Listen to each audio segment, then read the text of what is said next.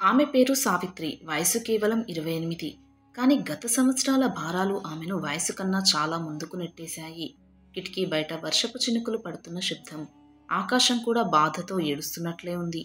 సావిత్రి పాత దుపట్టా తలపై వేసుకుంది. పర్సులో కొద్దిగా నాణేలు వేసి బయటకు బయలుదేరింది. తలుపు మూసే ముందు ఒక పాత ఫోటో ఫ్రేమ్ మీద ఆమె చూపు పడింది. ఆ ఫోటోలో ఆమె ఒక వ్యక్తి పక్క పక్కన నిలబడి ఇద్దరు చిరునవ్వులు చిందిస్తూ ఉన్నారు. అతడే రాజు, ఆమె యొక్క మాజీ భర్త. అతనితో ప్రేమ పంచుకొని పెళ్లి చేసుకుంది. కానీ జీవితంలోని కఠినమైన మలుపులో ఆమెను వదిలేసిన వాడు అతడు. 3 సంవత్సరాల క్రితం హైదరాబాద్లోని రద్దీ వీధుల్లో ఉన్న ఒక చిన్న కెఫేలో వారి యొక్క మొదటి పరిచయం ఏర్పడింది. రాజు ఒక మార్కెటింగ్ కంపెనీలో సీనియర్. సావిత్రి కూడా అదే కంపెనీలో కొత్తగా జాయిన్ అయ్యింది. మొదట పని మీద మాట్లాడడం వారిద్దరి మధ్య మొదలైంది. తర్వాత చాయ్, కాఫీ, సినిమాలు, చివరికి ఇలా పెళ్లి. పెళ్లి తర్వాత ఆరంభంలో అన్నీ బాగానే ఉన్నా క్రమంగా పరిస్థితులు మారాయి. రాజు బిజినెస్ దెబ్బతిన్నది. డబ్బుల కొరత, సంబంధాల పునాది కదిలిపోయింది. చిన్న చిన్న విషయాల మీద గొడవలు మొదలయ్యాయి. ఒకరోజు కోపంతో రాజు అన్నాడు, నిన్ను నా జీవితంలోకి తీసుకురావడమే నేను చేసిన అతిపెద్ద తప్పు అని. ఆ రాత్రే ఏమీ చెప్పకుండా సావిత్రి చిన్న బ్యాగ్ తీసుకుని తన పుట్టింటికి వెళ్ళిపోయింది. కానీ అక్కడ ఆమెలోని బాధను ఎవరూ పట్టించుకోలేదు. తల్లిదండ్రులు ముందే చనిపోయారు ఆమెకు. సోదరులు ఆమెను భారంగా చూడసాగారు. కొద్ది వారాల తర్వాత కోర్టులో విడాకులు అయ్యాయి. రాజు ముఖంలో ఎలాంటి భావము, బాధ లేదు. సావిత్రి కూడా కన్నీరు పెట్టకుండా సంతకం చేసింది. ఇప్పుడు ఆమె 8 నెలల గర్భవతి. సావిత్రి పూర్తిగా ఒంటరిగా ఉంది. ఆధారం లేనిది. ఒక పాత గది, కొన్ని పాత్రలు, పొట్టలో పెరుగుతున్న శిశువు, అంతే. మాతృత్వం ఆనందం కాకుండా ఆమెకు ఒక యుద్ధంలా మారింది. ప్రతి ఉదయం సావిత్రి తన పుట్టపై చేయి వేసి ఆ బిడ్డ చేసే శబ్దాన్ని, తన్నే శబ్దాన్ని అనుభవించేది. పాప, నేను నీకోసం బ్రతుకుతున్నాను, నీకు ఒక మంచి భవిష్యత్తు ఇవ్వాలనుకుంటున్నాను అని నెమ్మదిగా చెప్తూ ఉండేది. ఆ మాటలు చెబుతూ లేచి బయటకు బయలుదేరేది. ఉద్యోగం కోసం ఆమె నడిచిన రోడ్లలో వందల అడుగుల ముద్రలు పడిపోయాయి. ఆమె వెళ్ళి ఒక బేకరీలో అడిగింది. అక్కడి మేనేజర్ ఆమె పొట్టవైపు చూసి చిరునవ్వులు నవ్వి అన్నాడు, మేడం, మేము సహాయం చేయాలి అని అనుకుంటున్నాం. కానీ మీకు ఈ దశలో పని ఇవ్వడం మాకు రిస్క్, కాబట్టి క్షమించండి అని. తర్వాత ఆమె ఒక కార్ఖానాకు వెళ్ళింది. అక్కడ పనిచేసే వాళ్ళు ఎగతాళి చేస్తూ, ఇంత పొట్టతో మిషన్ దగ్గర నిలబడగలవా అని అడిగారు. తర్వాత ఆమె ఒక చిన్న షాప్లో అడిగింది. ఆ యజమాని కరుణతో చూసి ఇలా అన్నాడు, అమ్మా, నేను పని చేస్తాను ఇక్కడ, నువ్వు వెళ్ళి పాపని కాపాడుకో అని. ఇలా ఎక్కడికెళ్ళినా అదే మాట. నువ్వు గర్భవతివి, నువ్వు బలహీనురాలివి, నీకు ఉద్యోగం అవసరం లేదు అని. ఇంటికి తిరిగి వచ్చిన సావిత్రి రాత్రిళ్ళు చాలాసార్లు తలుపు మూసుకొని మౌనంగా ఏడ్చేది. కానీ కన్నీళ్లను ఎప్పుడూ ఎక్కువసేపు అనుమతించేది కాదు. ఆవిరైపోయిన కన్నీరు బదులు ఒక గట్టి సంకల్పం మాత్రమే మిగిలేది. నేను ఆగను, ఎవరూ నన్ను అడ్డుకోలేరు. ఈ బిడ్డ కోసం, నా గౌరవం కోసం నేను తప్పనిసరిగా నిలబడాలి అని. రోజులు గడుస్తున్నాయి. పొట్టభారమవుతోంది. డబ్బులు తగ్గిపోతున్నాయి. పొరుగు వాళ్ళు కూడా ఎగతాళి చేస్తున్నారు. ఒంటరిగా గర్భంతో తిరుగుతూ ఉంటే ఎలా అవుతుంది? ఇంట్లో కూర్చో, పాప పుట్టాక ఏదో ఒకటి చూసుకుందు కానీ అని. కానీ సావిత్రి మాత్రం తల వంచలేదు. ఎందుకంటే ఆమెకిప్పుడు డబ్బు అవసరం. ఒకరోజు వర్షం కురుస్తున్న సాయంత్రం ఒక పాత పత్రికలో ప్రకటన కనిపించింది. సుప్రసిద్ధ కంపెనీ, అనుభవజ్ఞులైన ఉద్యోగులను కోరుకుంటున్నాం. ఆమె గుండె ఒక్కసారిగా వేగంగా కొట్టుకుంది. ఇదే నాకు వచ్చే ఆ అవకాశం కావచ్చును అనుకుంది. అందుకే ఆ చిరునామా పట్టుకొని ఆమె బయలుదేరింది. తర్వాతి రోజు ఉదయం వర్షం ఇంకా చినుకులుగా పడుతూనే ఉంది. సావిత్రి తన పాత సల్వార్ వేసుకుని జాగ్రత్తగా పర్సులో తన యొక్క బయోడేటా పెట్టుకుంది. ఈరోజు ఏం జరిగినా వెనక్కి తగ్గను అని తనలో తానుగా మాట్లాడుకుంది. ఆఫీస్ బిల్డింగ్లోకి అడుగు పెట్టగానే ఆమె గుండె గట్టిగా కొట్టుకోవడం మొదలైంది. రిసెప్షన్ దగ్గర సైన్ చేసి లోపలికి నడిచింది. ఆమె అడుగులు నెమ్మదిగా కానీ గట్టిగా వినిపిస్తున్నాయి. ప్రతి కదలికతో ఆమె పొట్ట భారమై కదులుతోంది. ఎదురుగా ఉన్న పెద్ద తలుపు తెరిచింది. అంతే, మరి ఒక్క క్షణంలోనే ఆమె శ్వాస ఆగినట్టయింది. ఎందుకంటే ఆఫీస్లోని పెద్ద టేబుల్ వెనుక కూర్చున్నవాడు మరెవరో కాదు, ఆమె యొక్క మాజీ భర్త రాజు. రాజు కళ్ళల్లో ఆశ్చర్యం మెరిసింది. ఇంకా ఏమైనా? ఇంతవరకు నేను వదిలేశానని అనుకున్నాను, కానీ ఇప్పుడు నా ముందే నిలబడి ఉంది అని అనుకున్నాడు. అతడిని చూసి సావిత్రి కళ్ళల్లో ఒక్క క్షణం గందరగోళం. కానీ వెంటనే తనను తాను గట్టిగా నిలబెట్టుకుంది. నేను భయపడకూడదు, నేను ఈ ఇంటర్వ్యూకి అభ్యర్థిని అంతే అని.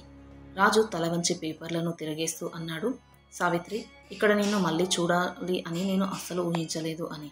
అప్పుడు సావిత్రి ప్రశాంతంగా సమాధానం ఇలా ఇచ్చింది, నాకు కూడా అలాగే ఉంది రాజు, కానీ నేను ఉద్యోగం కోసం వచ్చాను, మన యొక్క వ్యక్తిగత విషయాల కోసం కాదు అన్నది. రాజు ఒక వ్యంగ్యపు చిరునవ్వు నవ్వాడు. నీ బయోడేటాలో గ్యాప్ చాలా ఉంది, ఇంతకాలం తర్వాత తిరిగి నువ్వు పని చేయగలవా అని. సావిత్రి కళ్ళల్లో కాంతి మెరిసింది. గ్యాప్ కాదు రాజు, అది ఒక అనుభవం.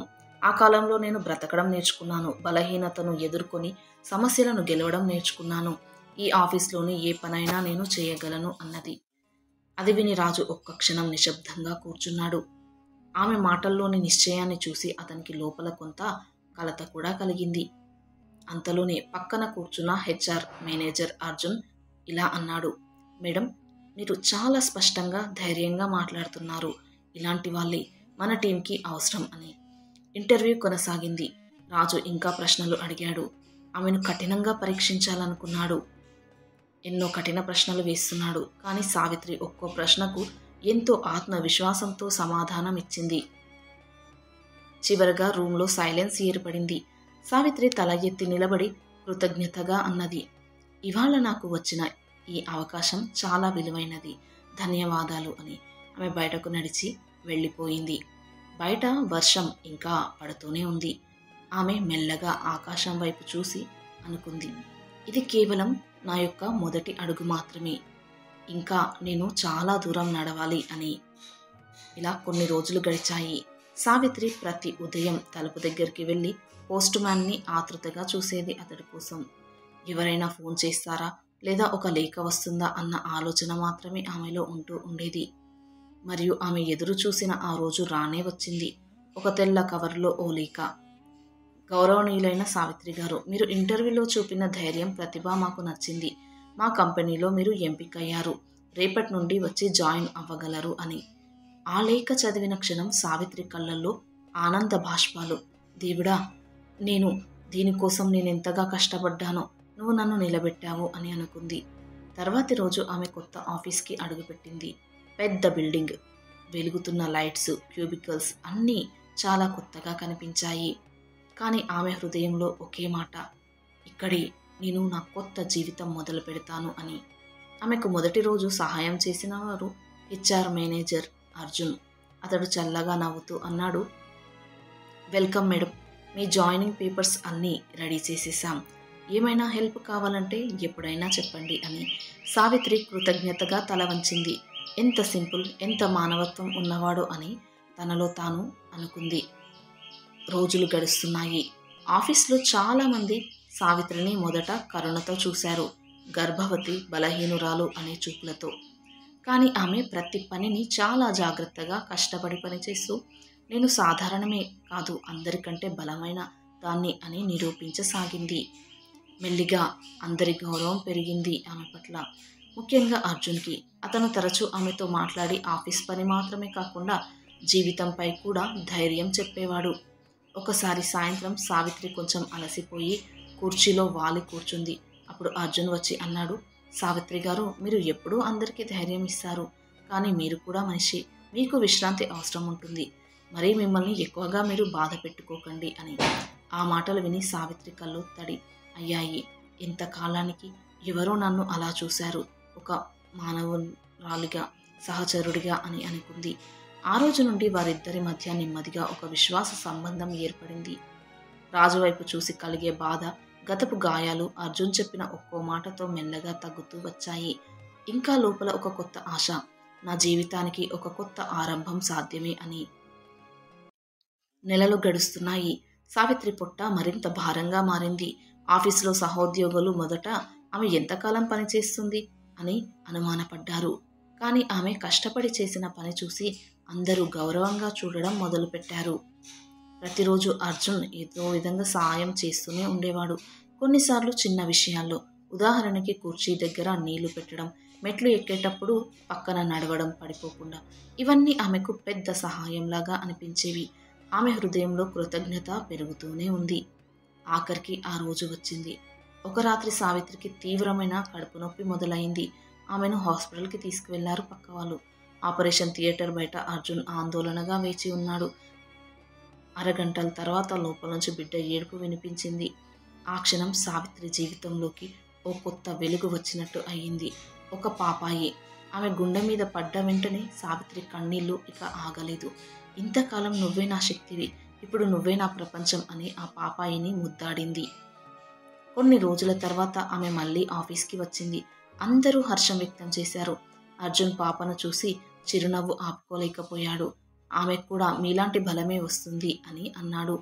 కానీ ఈ ఆనందం మధ్యలో ఒక నీడ మళ్ళీ కనిపించింది. ఒకరోజు రాజు అకస్మాత్తుగా సావిత్రి ఇంటి వద్దకు వచ్చాడు. ఆమె తలుపు తీయగానే రాజు కళ్ళలో పశ్చాత్తాపం, పెదవులపై తడబాటు. సావిత్రి, నిన్ను వదిలిపెట్టడం నా తప్పు. ఈ బిడ్డను చూసిన తర్వాత నా మనసు మార్చుకున్నాను. మళ్ళీ నాతో రావాలి అని. సావిత్రి కొద్దిసేపు మౌనంగా నిల్చుంది. తర్వాత పాపని చేతుల్లో ఎత్తుకొని నెమ్మదిగా అన్నది, రాజు, ఈ బిడ్డను చూసి నువ్వు మారతావని నేను అనుకోవడం సరైనది కాదు. నువ్వు నన్ను వదిలేసిన క్షణం నా లోపల ఒక కొత్త సావిత్రి పుట్టింది. నేను ఇప్పుడు ఎవరి సాయం కోసం కాదు, నా శక్తితో జీవిస్తాను. నా దారిన నువ్వు వెళ్ళు. నా దారి నాకు ఇవ్వు, నా పాపాయికి ఇవ్వు, మాకు అడ్డురాకు అని. రాజు తల వంచి నిశ్శబ్దంగా వెళ్ళిపోయాడు. సావిత్రి తలుపు మూసి లోపలికి నడిచింది. ఆమె హృదయం మాత్రం చాలా గట్టిగా అనుకుంది, ఇది ముగింపు కాదు, ఇది నా జీవితానికి ఒక నిజమైన ఆరంభమని. రోజులు నెలలు గడుస్తున్నాయి. సావిత్రి తల్లిగా తన బాధ్యతలు, ఆఫీస్లోని పని రెండూ సమానంగా మేనేజ్ చేసింది. ఉదయం పాపకి పాలిచ్చి నిద్రపుచ్చి ఆఫీస్కి వెళ్ళేది పాపను తీసుకెళ్ళి. రాత్రి ఆలస్యంగా వచ్చి అలసటతో కుప్పకూలిపోయిన పాపని ఒడిలో పెట్టుకున్న క్షణమే ఆమెకు మళ్ళీ కొత్త శక్తి వచ్చేది. ఆఫీసులో ఆమె పనితీరు అందరినీ ఆశ్చర్యపరిచింది. ప్రాజెక్టులు సమయానికి పూర్తి చేయడం, కష్టమైన సమస్యలకు పరిష్కారాలు చెప్పడం, ఇలా ఆమె పేరు మెల్లగా అందరి నోట వినిపించడం మొదలైంది. కంపెనీ మేనేజ్మెంట్ కూడా ఆమెను ప్రత్యేకంగా ప్రశంసించింది. ఒక మీటింగ్లో అర్జున్ అన్నాడు, సావిత్రి గారు, మీరు మా టీంకి ఒక ప్రేరణ. మీరు చూపిన పట్టుదల, ధైర్యం వల్లనే ఈ ప్రాజెక్ట్ సక్సెస్ అయ్యింది అని. ఆ మాటలు విని సావిత్రి గుండెల్లో గర్వం నిండింది. ఇకపై నన్ను ఎవరూ బలహీనురాలిగా చూడరు, నేను కూడా గెలవగలను అని తానకు తానే అనుకుంది మనసులో. ఇంతలో అర్జున్తో ఆమె బంధం మరింత బలపడింది. మొదట సహోద్యోగి, తర్వాత మంచి స్నేహితుడు, ఒక అన్నలాగా మారిపోయాడు. ఇప్పుడు ఆమెకు నిజమైన అన్నయ్యగా, ఆప్తుడిగా అతడు మారిపోయాడు. ఒకరోజు ఆఫీస్ నుండి బయలుదేరినప్పుడు అర్జున్ పాపను చూసి నవ్వుతూ అన్నాడు, ఆమె కళ్ళల్లో మీలా ఒక కాంతి ఉంది, మీలాగే బలంగా పెరుగుతుంది అని. సావిత్రి ఒక్క క్షణం తడబడింది. ఆమె యొక్క హృదయంలో ఒకే ఒక ప్రశ్న, ఇంతకాలం నా ప్రయాణం ఒంటరిది అని అనుకున్నాను, కానీ నేను నిజంగా ఒంటరిగా ఉన్నానా? అర్జున్తో ఈ అన్నా చెల్లి బంధం మరింత లోతుగా మారుతుందా అని అనుకుంది. రాత్రి పాపను నిద్రపుచ్చుతూ ఆలోచించింది. రాజు ఇచ్చిన బాధలు, వదిలిన గాయాలు ఇవన్నీ గతం. కానీ ఇప్పుడు ఎదురుగా ఉన్నది ఒక కొత్త భవిష్యత్తు పాపతో. ఆ భవిష్యత్తులో ఆమెకు తోడుగా, అన్నయ్యగా, అండగా అర్జున్ ఉండబోతున్నాడా అన్న ఆశ, భయం కలగలిపి ఆమె మనసులో తేలియాడుతున్నాయి. ఒక విషయం మాత్రం స్పష్టంగా తెలిసింది, సావిత్రి ఇకపై బలహీనురాలు కాదు. ఆమె ఒక తల్లి, ఒక ఉద్యోగిని, ఒక యోధురాలు. ఎవరు దెబ్బతీసినా గతం కన్నా ఆమె సొంతంగా నిర్మించుకున్న భవిష్యత్తు ఎంతో గొప్పది. కొన్ని సంవత్సరాలు గడిచాయి. సావిత్రి ఇప్పుడు సాధారణ ఉద్యోగిని మాత్రమే కాదు, కంపెనీలో ఒక ప్రాజెక్టు మేనేజర్ కూడా అయ్యింది. ఆమె కృషి, పట్టుదల అందరికీ ఒక ఉదాహరణగా మారింది. ఆమె పాప కూడా పెద్దదవుతుంది. చిన్న చిన్న మాటలు మాట్లాడడం మొదలుపెట్టింది. అమ్మ, నువ్వే నా హీరో అని ఆమె చెప్పినప్పుడు సావిత్రి కళ్ళల్లో తడి వచ్చేది. ఒకరోజు నగరంలోని పెద్ద హాల్లో మహిళా సాధికారత అనే కార్యక్రమం జరిగింది. అందులో సావిత్రిని ప్రత్యేకంగా ఆహ్వానించారు. ఆమె వేదికపైకి వెళ్ళగా అందరూ చప్పట్లు కొడుతూ స్వాగతించారు. సావిత్రి మైక్ పట్టుకుని ఒక క్షణం నిశ్శబ్దంగా నిలిచింది. ఆమె ముందు కూర్చున్న వందలాంది మహిళల కళ్ళల్లో తన కోసం ఎదురు చూపు కనిపించింది. తర్వాత ఆమె నెమ్మదిగా మాట్లాడడం ప్రారంభించింది మైకును పట్టుకొని. కొన్ని సంవత్సరాల క్రితం నేను పూర్తిగా విరిగిపోయిన ఒక స్త్రీని. అందరూ నన్ను బలహీనురాలిగా చూశారు. కానీ నేర్చుకున్న ఒక గొప్ప పాఠం ఉంది. నేను బలహీనతలో కూడా ఒక శక్తి దాగి ఉంటుంది. ఆ శక్తిని తెలుసుకోవాలి. ప్రతి మహిళ తనలోనే ఒక అగ్నిని కలిగి ఉంటుంది. అదే అగ్ని ఆమెను మళ్ళీ నిలబెడుతుంది, కొత్త దారులు చూపిస్తుంది. కావాల్సిందల్లా పట్టుదల. నా జీవితంలో నేను ఎన్నో అవమానాలు, కష్టాలను చూశాను. కానీ ఇవాళ నేను మీ ముందున్నది ఒక ఓడిపోయిన సావిత్రిగా కాదు, నా బిడ్డ కోసం, నా గౌరవం కోసం పోరాడి గెలిచిన సావిత్రిగా. మీరు ఎప్పుడూ గుర్తుంచుకోవాలి, మన విలువను ఎవరు కూడా నిర్ణయించరు, మనమే మన విలువను నిరూపించుకోవాలి అని అన్నది. ఆమె మాటలు వినగానే హాల్ అంతా చప్పట్లతో మారుమోగిపోయింది. అక్కడ కూర్చున్న అనేక మంది మహిళలు కళ్ళల్లో కన్నీళ్లతో, కొత్త ధైర్యంతో ఆమెను చూశారు. ఆ తర్వాత వేదిక నుంచి దిగినప్పుడు అర్జున్, పాప ఇద్దరూ ఆమెకు దగ్గరగా నిలబడి ఉన్నారు. అర్జున్ చిరునవ్వుతో అన్నాడు, సావిత్రి, ఇవాళ నువ్వు కేవలం నీ జీవితాన్నే కాకుండా వందలాది మహిళల జీవితాలకు వెలుగునిచ్చావు అని. సావిత్రి పాపని ఎత్తుకుని నవ్వింది. నా గాయాలు నా శక్తిగా మారాయి. నా కథ మరెవరైనా నిలబడడానికి సహాయం చేస్తే అంతకంటే గొప్ప విజయం మరేదీ లేదు అన్నది. ఆమె మనసులో ఒక్క మాట మాత్రమే ప్రతిధ్వనించింది, ఇది అస్సలు ముగింపు కాదు, ఇది ఒక కొత్త ఆరంభమని. అప్పుడే ఆమె ఎదురుగా ఉన్నది రాజు. అతన్ని చూసి ఆమె షాక్ అయింది. తనేమిటి ఇక్కడ అని. అప్పుడు రాజు చెప్పాడు, సావిత్రి, ఇద్దరము ఒకప్పుడు మాట అనుకున్నాము. జీవితంపై అవగాహన లేకుండా చిన్న చిన్న విషయాలకే మన ఇద్దరము పోట్లాడుకున్నాము. చిన్న విషయాన్ని పెద్దదిగా చేసుకుని మన ఇద్దరం విడాకుల వరకు తీసుకువచ్చాము దాన్ని. కానీ ఇప్పుడు మనకు ఒక పాప పుట్టింది. మనం ఇలా విడిపోయి ఉంటే ఆ పాప యొక్క భవిష్యత్తు ఏంటి అని నువ్వు ఒక్కసారి ఆలోచించు. నువ్వు ఉద్యోగం సంపాదించావు, ఇప్పుడు నీ కాళ్ళపై నువ్వు నిలబడ్డావు. నిజమే, నేను దాన్ని కాదనడం లేదు. నువ్వు ఒక గొప్ప కృషి చేశావు. కానీ జరిగిన ఆ సంఘటనని మర్చిపోయి మనం కొత్త జీవితాన్ని మనం కొత్తగా మళ్ళీ మొదలు పెట్టలేమా? అలా చేస్తే అప్పుడు నీ జీవితం మరియు నా జీవితం, అలాగే మన పాపాయి జీవితం కూడా ఎంతో బాగుంటుంది కదా. నిన్ను బాధ పెట్టినందుకు, నిన్ను మాటలు అన్నందుకు నన్ను క్షమించు. మనిద్దరం ఇప్పుడు కలిసి ఉందాము, పాపాయితో ఎంతో సంతోషంగా అన్నాడు రాజు. ఆ మాటలు విని సావిత్రికి ఒక్క క్షణం అనిపించింది, ఇప్పుడు నా దగ్గర డబ్బు ఉంది, నా కాళ్ళపై నేను నిలబడగలను, ఇతడితో నాకేంటి ఇక అవసరం అని. కానీ అప్పుడే గుర్తుకు వచ్చింది, నిజమే అతడు చెప్పింది. చిన్న చిన్న గొడవలు మా విడాకులకు కారణమయ్యాయి. పెద్ద గొడవలేమీ జరగలేదు మా మధ్య. ఇగో కోసం పోయి ఇంత దూరం వచ్చాము చిన్న విషయాన్ని తీసుకొని. అతడు ఒక్క మాట అన్నప్పుడు నేను కూడా ఊరుకోలేదు. తనని నేను కూడా చాలానే అన్నాను కదా. ఆ విధంగానే మా ఇద్దరి మధ్య గొడవలు మొదలయ్యాయి. ఇద్దరిలో ఏ ఒక్కరు ఆ సమయానికి నిశ్శబ్దంగా ఉన్నా ఆ చిన్న గొడవ ఇంత పెద్దదిగా అయ్యేది కాదేమో. అతడు కోపంగా ఉన్నప్పుడు నేను మౌనంగా, నేను కోపంగా ఉన్నప్పుడు అతడు మౌనంగా ఉండి ఉంటే ఎంత బాగుండేది. పాపకు తల్లి తండ్రి ఇద్దరూ కావాలి. అయినా రాజు పెద్ద చెడ్డవాడేమీ కాదు అని ఆలోచన చేసింది. అప్పుడే పక్కనే ఉన్న అర్జున్ చెప్పాడు, సావిత్రి, ఒక్కసారి ఆలోచించు. రాజు చాలా మంచివాడు. ఎన్నోసార్లు తొందరపడి ఆవేశంలో విడాకులు తీసుకున్నాం, పొరపాటు చేశాం అని నాతో చెప్పుకొని ఎంతో బాధపడ్డాడు. ఎప్పుడైతే నువ్వు గర్భవతివి అని తెలిసిందో అప్పటి నుండి నీ పట్ల ఎంతో జాగ్రత్తను వహించాడు. అతడిని చూస్తే నువ్వు కోపం తెచ్చుకుంటున్నావు అని అతడే నిన్ను జాగ్రత్తగా చూసుకోమని నాకు చెప్పాడు. అతడు చెప్పడం వల్లనే నేను నీకు ఒక అన్నయ్యలాగా నిన్ను చూసుకున్నాను. మీరిద్దరూ కలిసి ఉంటే నేను ఎంతో సంతోషిస్తాను అన్నాడు. అర్జున్ చెప్పిన ఆ మాటలు వినగానే సావిత్రి కళ్ళల్లో నీళ్లు కదలాడాయి. ఒకప్పుడు వారిద్దరి మధ్య ఉన్న ప్రేమను గుర్తుకు తెచ్చుకుంది ఆమె. అలా వారిద్దరూ మళ్ళీ కొత్త జీవితాన్ని ప్రారంభించారు. ఇప్పుడు రాజు, సావిత్రి, పాపాయి ముగ్గురు ఎంతో సంతోషంగా ఉన్నారు. రిజిస్టర్ మ్యారేజ్ చేసుకున్నారు. రాజు, సావిత్రి. మళ్ళీ రాఖీ పండుగ వచ్చింది. సావిత్రి తన పాపాయి మరియు రాజుతో అర్జున్ ఇంటికి వెళ్ళి తన అన్నయ్య అయిన అర్జున్కి రాఖీ కట్టింది.